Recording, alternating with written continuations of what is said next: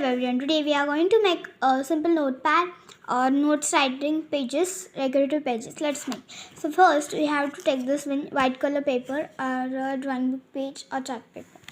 On that you can use transparent paper or clear file, and take this sketch pen, so you can use highlighter also and color it.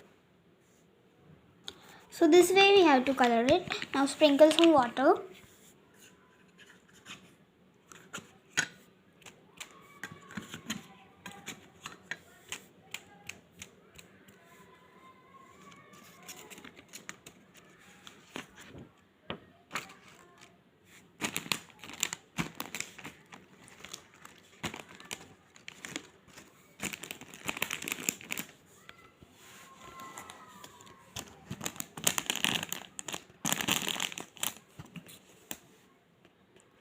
So friends, this way the paper is done.